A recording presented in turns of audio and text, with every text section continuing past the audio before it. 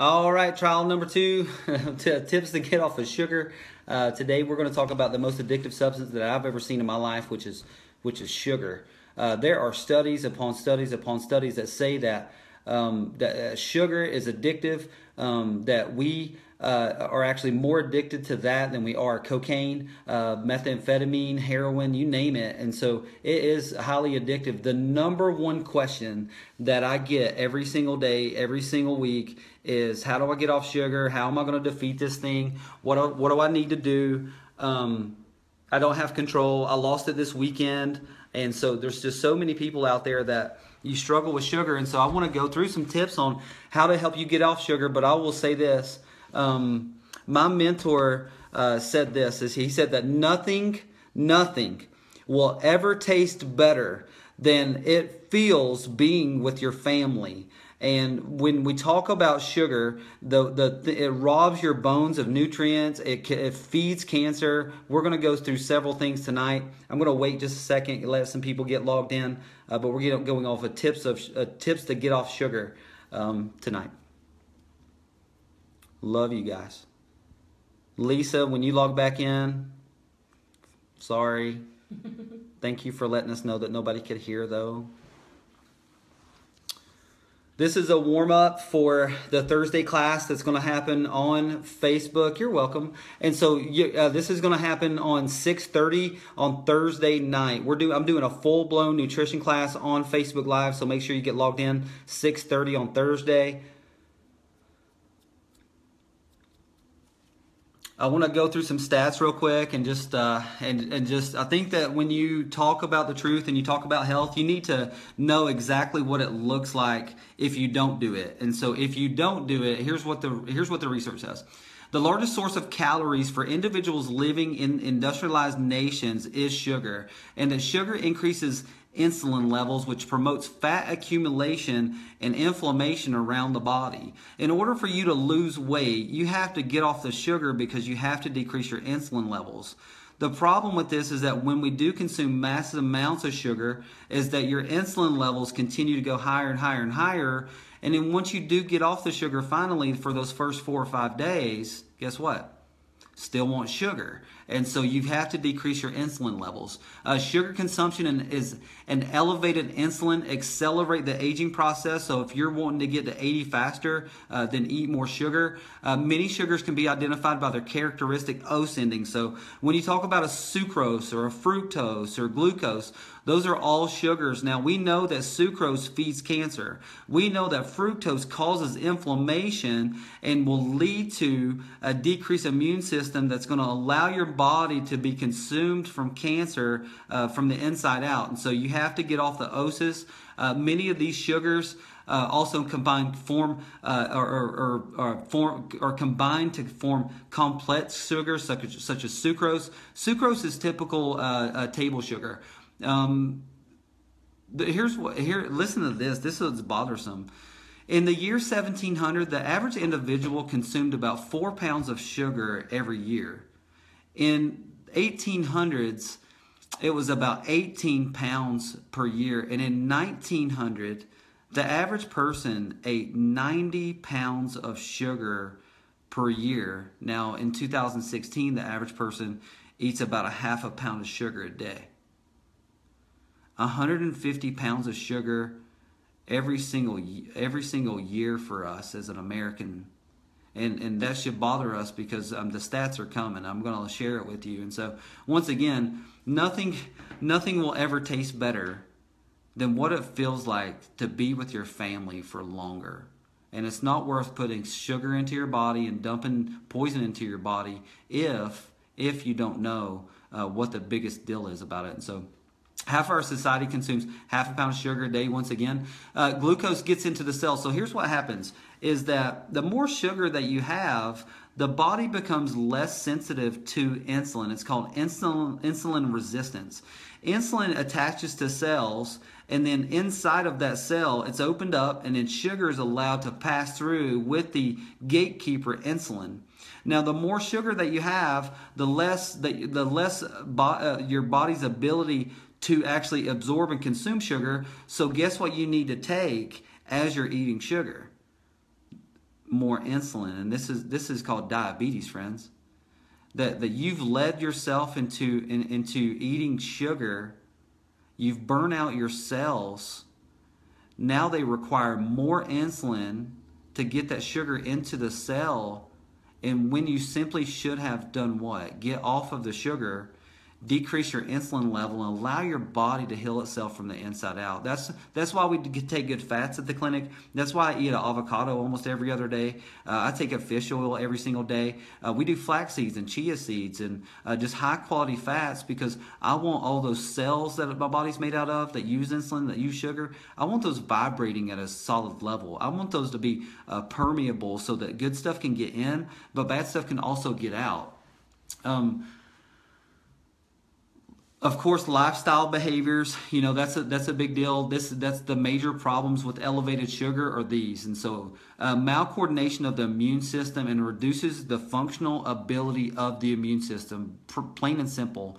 You eat sugar, it decreases your immune system's ability to heal and recover and to maintain itself simply by having sugar today. And so when we talk about sugar, yeah, we're talking about the packaged sugar. We're talking about maple syrup and honey, but fruit sugar as well. And so if you're a patient in the office, then you already know how to eat. If you are listening to this or watching this video for the first time, this is the first time that you've ever been introduced to Victory, make sure that you log into Facebook on Thursday at 6:30 so that you can go through the nutrition class online with us. Sugar dehydrates cells, depletes the body of critical electrolytes such as potassium, magnesium, calcium. All of those lead to cell death, and all of those can lead to muscle spasms. And so make sure that you are consuming good electrolytes. You can do this by replacing you can put salt in your water. A lot of people, that you're hungry, it's not that you need sugar, or not even that you need food. You simply need to drink more water, and you're dehydrated. And so drink more water. You can add a little bit of, it's a pinch of pink salt, and that'll give you some of those electrolytes, rehydrate your body, and do that after 20 minutes. If you're still hungry, then go eat something. But don't just rush for donuts and sugar and crackers throughout the day. Sugar depletes the body of chromium, copper, and zinc. These things help to sensitize the cells to insulin. And so you want to consume those on a consistent basis. There's a company called Eniva. They have a supplement called Vancrosin. It's vanadium, chromium, and zinc. And you can take that, and it decreases your sugar levels. Sugar induces cancer cell division and proliferation, and inhibits mechanisms that slow down tumor growth. And so you are more likely to allow your cancer to grow inside of your body when you are consuming sugar on a consistent basis. Sugar depletes the body of antioxidants such as glutathione, vitamin C, and vitamin E. And so you're going to age faster when you're consuming sugar. Inhibits human growth factor and elevates cortisol levels. It inhibits cellular protein synthesis, which results in dysfunctional bone, muscle, and joint chemistry. Guys, sugar does so many things. Why? Why is there so much sugar? Why is there so much sugar in the food anyways? Because when they took the fat out, they had to add something to make it tasty. Fat doesn't make you fat, and fat never made you fat. It was your inability to burn fat that made you gain weight. Fat is wonderful. Fat is a God food. Fat is a beautiful thing if it's done in the right way. If you eat fat instead of eating sugar, you'll start burning fat and losing weight. You'll get into what's called ketosis. Now, sugar doesn't feed on ketones, or cancer doesn't feed on ketones, or on ketones. Cancer feeds on sugar, and so you want to be in a mildly ketosis state. Sugar feeds the growth of pathogenic bacteria, including candida. And so what if you're having UTI infections? What if you have bladder infections today? You know what? It's a good chance that you're feeding that with sugar. And then the biggest thing is tips for getting off of sugar. And so really, how do you start that process? How do you start the process of getting off of sugar? Well, eating proteins. We as a family and as a staff, we eat protein every morning, and we do smoothies every morning. And so that's a big thing for us to do. I put almond milk and berries in mine. Yeah, berries have a little bit of sugar in them, but it'll take that sweet edge off. Actually, hold on a second. I've got this is the protein that we take at the office. It's called it's grass-fed whey protein by Maximize Living. This is the one that we do every single day.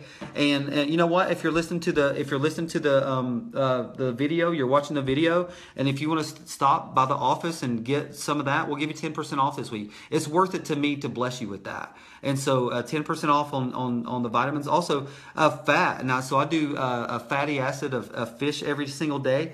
You can stop the sugar cravings by simply consuming more fat and giving your body something else to burn besides sugar. And so I personally use MCT oil by Trim Healthy Mama.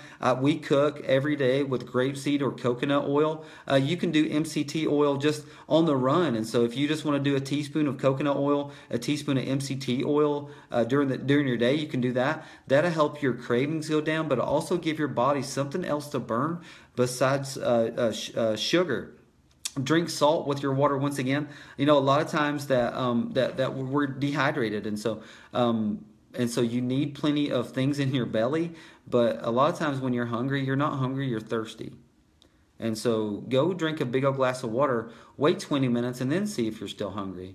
Of course, exercise, and there's so many other things to do, and there's diet plans, and so many things that we offer here at Victory. And so the intention of this video is not to do anything else to bless you, but if you decide that you're ready and you need an accountability partner, then call the office, 865-357-2600. You can go to VictoryHealthCenter.com and get more information about what we do and who we are. Oh, bless you, Michelle. I love you. And so, once again, don't give up. One of the biggest things that you could do is just, my mentor said that the pain comes when the baby's coming. The pain comes when the baby's being born. And so don't miss out on your blessing because you gave up on the pain. It's going to hurt a little bit, but man, it's going to be so worth it one day to see your fruit of your labor. If it's true labor, it's a baby. But this work that you're doing and this work that you're putting in, think of that as a baby. The pain happens when the labor starts. And so don't give up. Remember that nothing will ever taste better than being with your family, how that feels. And so there's not a food on the planet that feels better than me going home and hanging out with my family and having the ability to do that, not suffering from headaches, not suffering from digestive crisis. Once again, Thursday night on here on Facebook Live at 6:30. Go invite somebody. If you've got a friend out there that they're lost, invite them to watch this video, but also invite them to the workshop on Thursday night. Remember, once again, too, February 10th, weight loss makeover from 6 to 9. That's a date night, guys. If you're watching this, take your wife out on a date and you lose some weight, too. We love you guys. Hope you have a great week. Bless you.